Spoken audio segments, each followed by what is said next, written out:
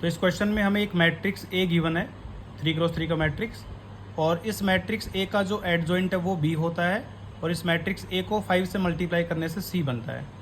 आपको क्वेश्चन में adjoint B का डिटरमिनेंट डिवाइड बाय सी का डिटरमिनेंट पूछा हुआ है। तो इस क्वेश्चन का जो तरीका होता है उसके लिए आपको पहले दो प्रॉपर्टीज आनी चाहिए। फर्स्ट तो होता है एडजॉइंट ऑफ एडजॉइंट ए का जो डिटरमिनेंट होता है बच्चों, ये होता है determinant A raise to n-1 का whole square, n where order of the matrix. तो यहाँ पर n अपना है वो 3 है, तो इसको पुट करोगे तो आप डिटरमिनेंट a की पावर 4 बन जाएगा। एक तो ये प्रॉपर्टी बच्चों आपको आना चाहिए। दूसरा आपको पता होना चाहिए कि जब हम किसी मैट्रिक्स a को किसी कांस्टेंट k से मल्टीप्लाई करते हैं और फिर डिटरमिनेंट लेते हैं तो k रेज टू n बाहर आता है, अंदर a का डिटरमिनेंट बचा रहेगा।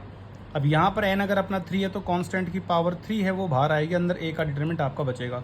सेकंड, ये प्रॉपर्टी बच्चों आपको आनी चाहिए।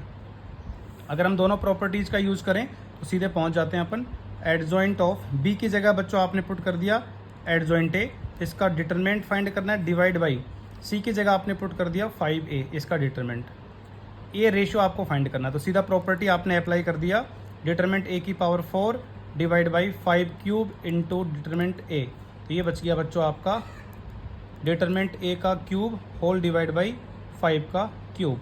तो ये जो क्वेश्चन है वो सिर्फ डिटरमिनेंट a पर डिपेंड करता है। ए मैट्रिक्स आपको गिवन है बच्चों, तो उसका डिटरमिनेंट आपको फाइंड करना है। चलिए रो 1 के अलोंग इसको एक्सपेंड कर लेते हैं। रो 1 में जो एलिमेंट्स इसके अलोंग एक्सपेंड कर लेते हैं।